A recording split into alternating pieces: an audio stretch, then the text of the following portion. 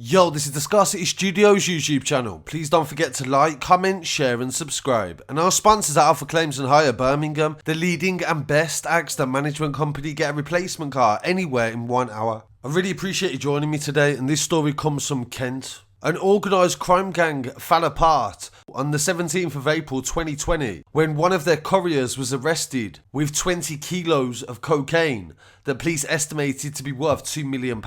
The 20 kilos of cocaine were found at the scene when a van was pulled over, and searches of a second property recovered £300,000 in cash. 4 people were arrested from the Gravesend area, and the suspects' names were David Adenji from Dagenham. He was charged with supplying Class A drugs and conspiracy to launder proceeds of crime. He was joined by Kyle Hills from Gillingham, who was also charged with supplying Class A drugs. Philip Spence, 50 years old from Gravesend, was charged with possessing criminal property. And Nicola Stevens, 50 years old from Rochester Road in Kent, was charged with conspiracy to launder proceeds of crime. They was all remanded at Barkingside Magistrates on April the 16th, and today they have all been sentenced. The NCA say that Nicola Stevens was the head of this operation. She was a mother, and her son-in-law helped to organise the distribution of millions of pounds worth of cocaine. And without it being exaggerated this time, they said that she made 27.5 million in profit. They said her illegal business was brought down in April last year when she, along with 5 other members of the criminal organisation, was arrested in connection to Encrochat. Investigators from the Organised Crime Partnership had surveillance on the group as they did drug deals and cash handovers in Gravesend, Kent in the weeks prior to the arrests. Nicola Stevens coordinated the group's activity along with her son-in-law and second-in-command, Luke Corabell, 32. They were supported by 3 couriers, David Adenji, Kyle Hill and Quang Pham. Her partner, Philip Spence, 52, helped to launder the dirty cash, they said. And what I find really interesting is this is a massive case with a lot of public interest in it. And no images have been released by the police yet. And no images have been sourced by the mainstream media either. These are actually exclusive images I was able to track down. On the 14th of April 2020, officers watched Adenji and Hills briefly on Hillingdon Road in Gravesend before they both separately drove off to short distances to Luke Corabell's house on Gatwick Road. Corabell came out of his house and opened the door to the van for Kyle Hills,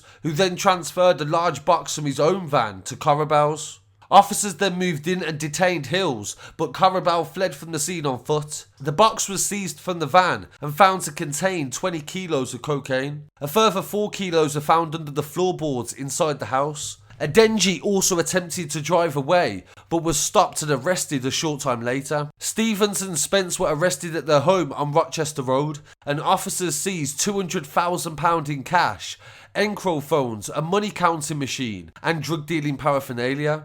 Corabell handed himself into police 2 days later. Officers arrested Courier Pham a week later when he was picking up money that was meant to be taken to Stevens, and he attempted to hide the bag in a specially constructed concealment inside the van that was disguised as a Honda branded generator. There was a matching concealment found in Adenji's car on the day of the arrest as well, and the group conducted their business via Encrochat messaging, and the service was taken down in July 2020 as part of Operation Venetic, the UK law enforcement response to the takedown of encrypted messaging service Encrochat. I've got a whole playlist on this subject and every single case that we've documented. Messages downloaded from the phones showed the arrangements of pickups and also drug exchanges on a daily basis. What I find interesting about this is that the raids took place in June and police did have access to Encrochat in April. But I think that there was surveillance in them before Encrochat. I think they was just able to access the messages after the hacker took place.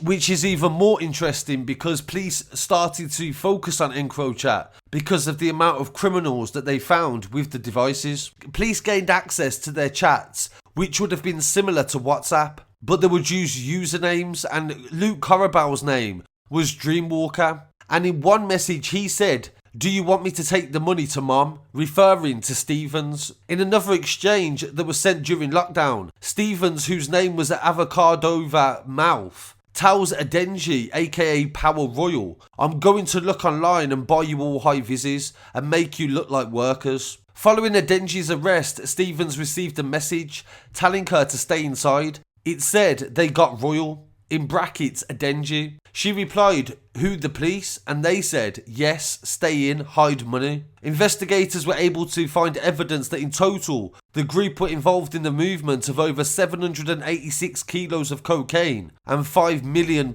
in cash. The total profits of the drugs sold by the group is believed to have been £27.5 million.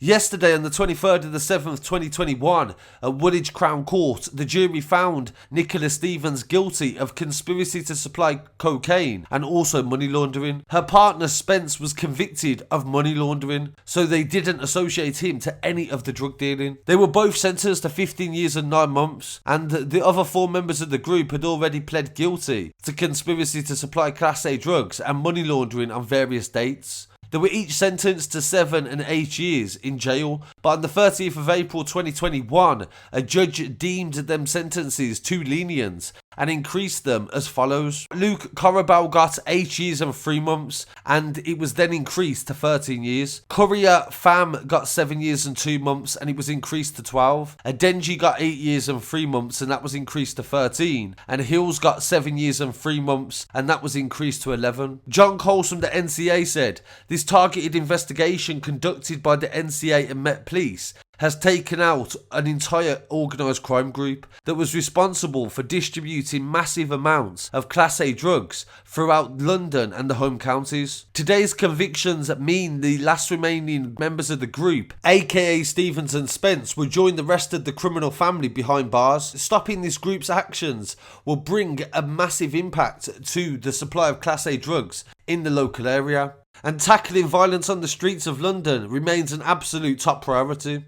When somebody gets caught with like an ounce of cocaine in the middle of London or Birmingham or Manchester, it will be in the paper and it'll be front page news. But when a couple who have orchestrated a multi-million-pound drug empire from the comfort of their own home don't even have an article of any depth, is actually quite a joke, to be honest, and it undermines the realities of what the problem is. They don't look at the root causes, they're only looking at the effects. What happens in your cities and towns is an effect from the bigger picture. The kids on the estate are not in control of what is occurring, and in this case, a very indescript 51-year-old woman from Kent in control of hundreds of kilos of cocaine coming into potentially the inner city. So really appreciate you joining me for this story and taking the time to follow us. I've also took off personalised ads and pop-up ads off the website to make your experience even better. I have no intention in gathering any personalised details on our subscribers. I just want you to get the news that you deserve unfiltered. For everybody that has gave feedback on the website, I really do appreciate it and continue to do so. I'll be back again very shortly with some more news. Please don't forget to like, comment, share and subscribe. Peace.